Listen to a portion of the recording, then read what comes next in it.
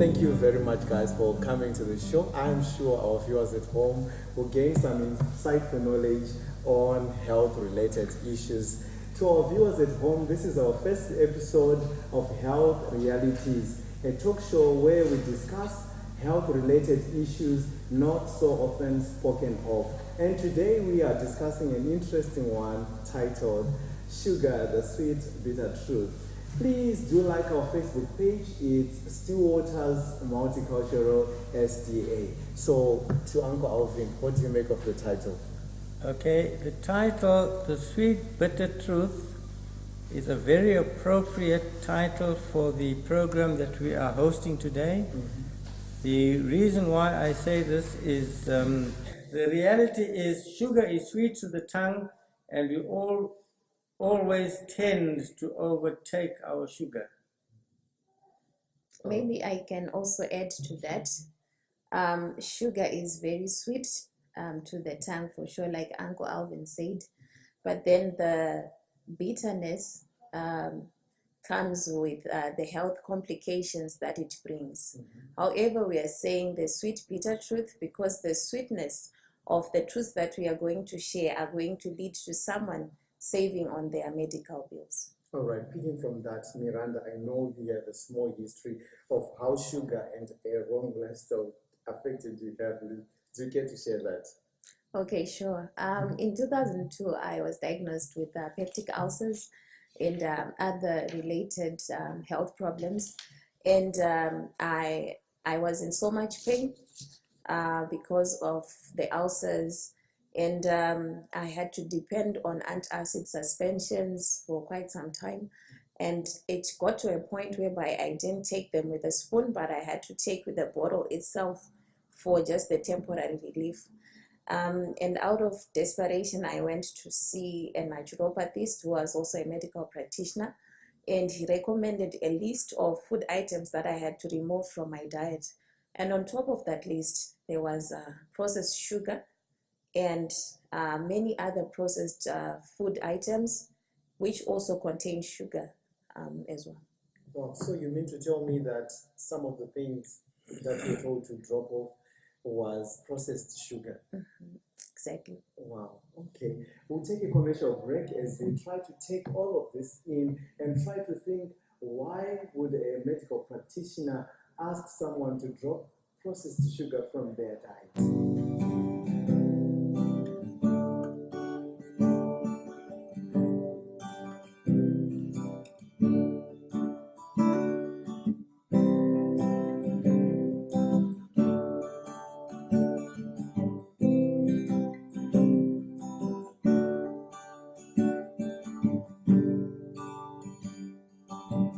Welcome back to the show's Health Realities. And today we are discussing sugar, the sweet bitter truth.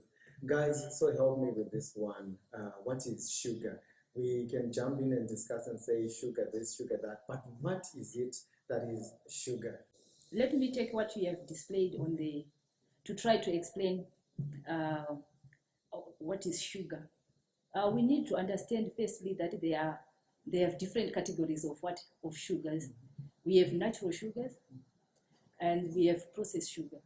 But recently there's artificial sugar that has been added into in our foods. I will start with the natural sugar, then address the processing sugar, the outputs and we get from the processing. All right, maybe before we get there, maybe Miranda, you can tell us a more scientific definition of sugar. Okay, sugar is the energy-giving component of our diet, and it can be found in various forms. For example, there is the complex one, which we call scientifically the polysaccharides, and it is then the one that can be broken down into most simpler forms of sugar. For example, the ones that constitute of two molecules, or called the disaccharides, or the monosaccharides, which are easily absorbed by the body. For example, the glucose. All right, quite a chunk to choose there. Back to you, Anna. You were talking about natural sugars and you were going on to explain the natural sugars? Okay, the natural sugar, I'm going to explain it's sugar cane, the sugar that we get from the sugar cane, not the processed one, not this one. Okay. This one is a bit processed. All right. So we take the whole sugar cane. When we chew it, so from the sugar cane, you see how God has made it. It has the skin, so it's hard to chew it. When you finish one sugar cane, yeah, we had enough. From that one sugar cane, you only get less than, or maybe 3 teaspoons of sugar. Quite interesting. So you never finish one sugar cane. And from that we get this. So it's a source of glucose. It's good that glucose is easily absorbed in our body. It has got alkaline. Alkaline, it helps the acidic environment into alkaline environment. So that alkaline, it has minerals like calcium, magnesium, iron. Those minerals, they are very good for our blood.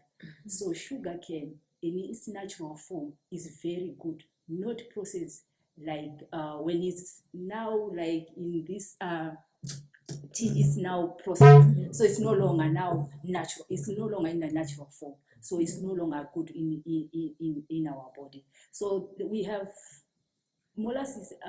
Is another natural form. That's when they do the process of getting this sugar, the processed sugar, that those residues that's left is molasses. Okay. That's when we get the molasses. That's when we get those magnesium, calcium, iron in that. So it's very good to eat molasses or honey as a substitute. All right. Uncle Alvin, you want to add those natural sugars? Okay, natural sugars, if we look at our fruits and vegetables, we get enough sugars from our fruit and vegetables. The sugars we're talking about here is called fructose. Now, fructose is a necessity for the body, which is processed in the liver and is used in the brain as well. So from the natural sugars that we obtain, the body does require these sugars. So we are not saying abstain from sugar altogether. We're saying we rather get these sugars from our naturals, which are veggies and fruit. All right, thanks for that simplification, Uncle. So let's focus on the processes now. What really happens? How does the body get to use these sugars? And how does it deal with excess sugar? Maybe Miranda, you can help us with that. Okay, maybe from the definition that I gave, I pointed out that there are more complex sugars and then the simplified one. The simplified ones, for example, the glucose form is the one that is easily absorbed. So if we take the example of the complex sugars or the starches that we take in every day, since they are the energy giving components of our diet, for example, sadza, pasta, rice, and bread, those are the example of the starches. When we take them in, they are broken down into smaller molecules or smaller particles through the aid of the enzymes that are in the body, starting from the mouth and down to our stomachs. And when those are broken down, they are broken down into simpler forms, maybe 2 molecules, the disaccharides, and then finally the glucose, which is at the end of the chain. So that glucose is easily absorbed to give us the energy that we require for the day-to-day activities. So you realize that there is no one size fits all for the sugar intake or the calorie intake of a person. It depends on the gender of a person. It depends on their age. It depends on the level of activity. So it actually differs. But if we take the starches in excess or the sugars in excess, then they are then stored because they are not being used at that moment. They are stored into storage facility of the body, which is the fat.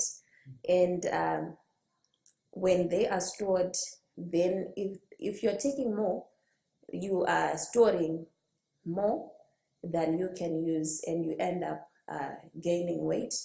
And also, if you are taking the processed type of sugar or the processed type of starches, then you realize that you'll take more of the processed stuff than the natural stuff. I can give an example of a bowl of processed white rice and a bowl of brown unpolished rice. You take more of the white one than you can do for the brown one. The processed type of sugars, you eat more than you require, and that actually is leading to obesity. Let me hold you there. You meant to tell me that obesity, sugar is linked to obesity, while we have been told that oils and fats, our fried stuff, are the ones that lead to obesity. What do you mean when you say obesity and sugar are linked? Okay, research recently has been shifting the focus from the fats, because people over the years have become health conscious. I'm sure most people now use less fat in their cooking, but still we are still finding that the cases of obesity are still on the increase, and it is because of these types of sugars, these types of starches that we are finding. So I think it is high time that we look at the root cause of all these problems that we are facing in our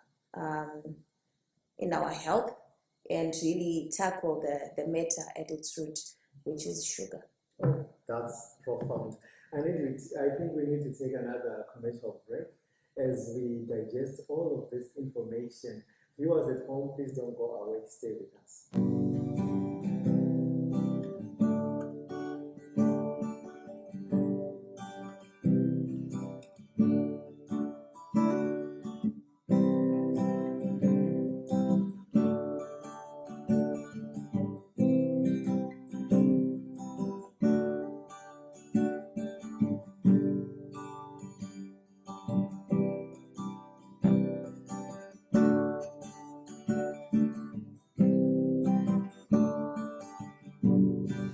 Welcome back to the show, Health Realities. We are still discussing sugar, the sweet, bitter truth.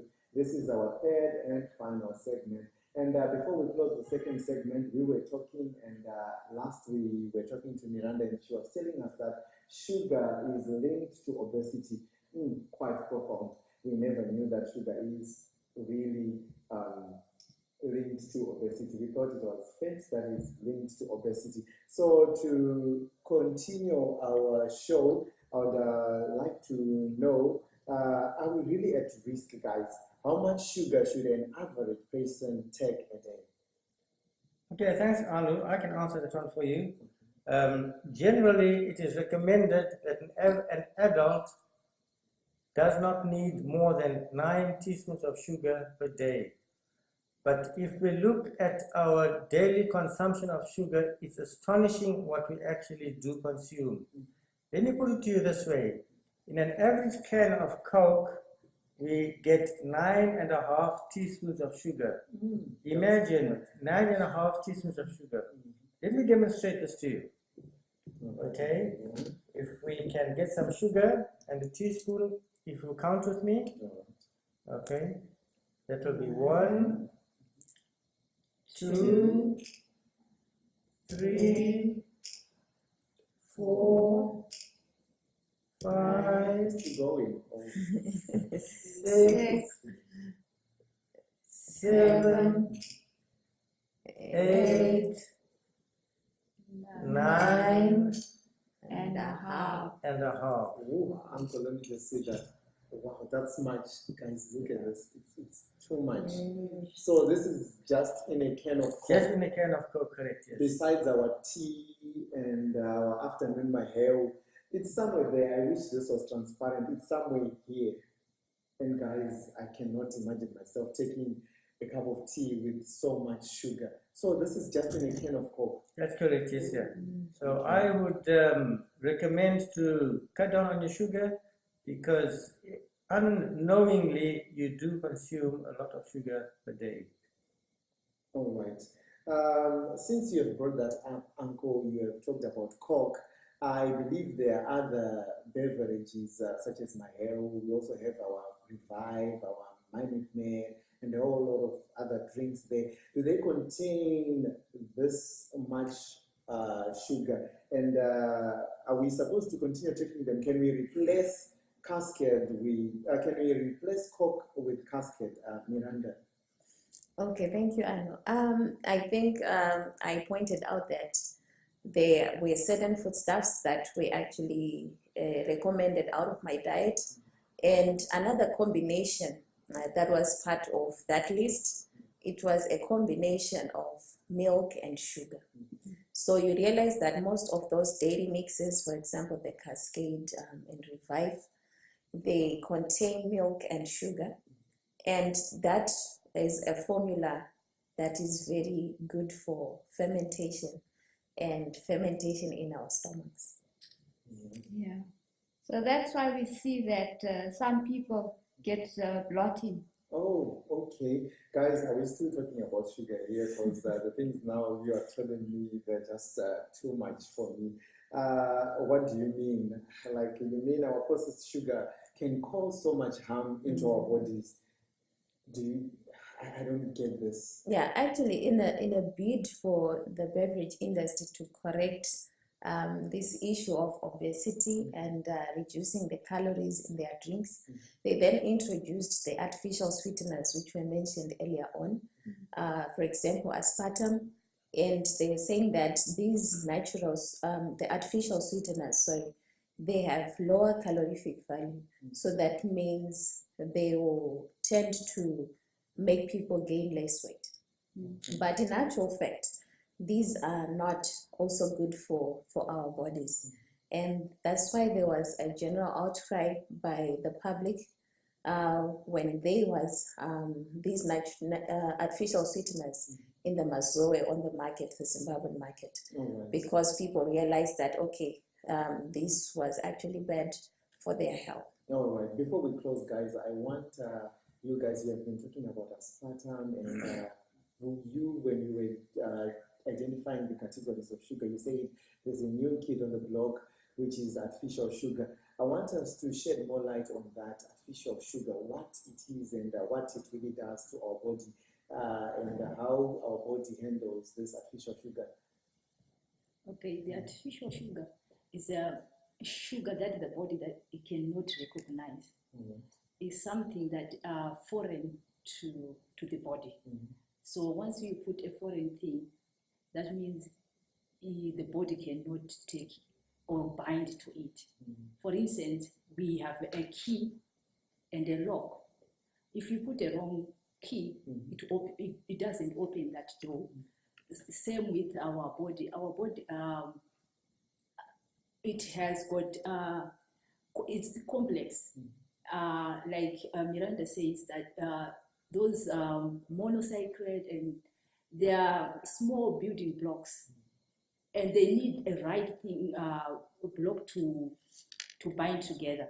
So the moment we put the wrong thing, or the thing that the body cannot recognize, it ignores. Remember, our body works with signals. Wow, quite a chunk to chew there. So guys, we are in for it.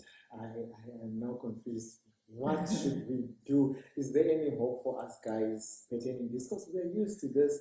We cannot do without processed sugar. Right now, that's what I'm thinking, you know, and in the morning I have to take my cereals with sugar in it, tea with sugar in it. In the afternoon, it's a can of Coke. In the evening, I also take tea at 4, and also in the evening, probably I'll take a beverage. Guys, is there any hope for us? Do you think there is a hope for us? Uncle Alvin. Yes, there is hope for us. We should learn to be able to control ourselves, to control our habits, to control our sugar intake, doing a lot of exercise, and you will feel that generally you will have a healthier body, a healthier mind, and a healthier spirit as well. Okay. Auntie Anna, any words of encouragement? You know, I don't know. Guys, it's those things that are cheap, like our mazongwes, our jolly juice, our cascades. They're cheap. So talk to me. What do you think? Is there any hope for us here? Okay, there is hope in everything, and the hope we have it's in Jesus Christ. And Jesus says, "Come, let's reason together." And when you go back to God, God give us the strength. Sometimes when we want to try to do things on our own, we end up not achieve what we want to achieve. But when there's God in it, everything will become easier for us. So God says, "I forgive all sins or in all the wrongs that we do." Once we go back to God, He will give us the way or the strength to change our lifestyle. So there is hope. We can change our lifestyle. There are some people maybe right now they are sick, they are diabetic, they have cancer, they have all, and they think there's no hope, but there is hope. If they change their lifestyle, God will give them the strength to overcome, and God will heal all diseases. All right. Thank If you are willing to change. Thank you for those words of encouragement. We are running out of time. In closing, Miranda and Auntie Lesbian, I just want you to give me some closing words of encouragement. Okay, from my side, I've learned more than I actually knew. I knew sugar wasn't good for your body, but I'll just give you an example. I'm a morning person. I have my cup of tea, and I'll be honest, I take 4 level teaspoons of sugar. I need my first cup very sweet, but I've never realized the impact that it's having on my body. So I'm making a stand to try and cut down on my sugar. It's not going to be easy. And I know there's other viewers out there that are doing the same. I know there's others that take 6 teaspoons of sugar. And I think we've all learned a lesson today. And as Sister Anna said, if you're going to pray about it and put it in the Lord's hands, we're definitely going to get the strength to change our lifestyle. Quite profound. Thank you for the testimony, Auntie. Closing words, Miranda. Okay, I also want to challenge the viewers back at home. Let's try and use the natural sweeteners, for example. If we try and use the bananas in our baking, I think we need to pray and also practice what we have learned and try out and see the other alternatives that we can have and be innovative about it. And I'm sure the Lord will be there to help us. Thank you. Right. Amen. Amen. Thank you guys for coming to the very first episode of Health Realities. I hope we meet again and discuss some more important and insightful health-related subjects. And to our viewers at home, thank you for watching the show. And remember to like our Facebook page. It's Stillwaters Multicultural SDHH on Facebook. For any comments, queries, or whatsoever you want to put it on our Facebook page. Thank you for joining us. Join us on another day as we'll be shooting our second episode. Tag someone who loves too much sugar.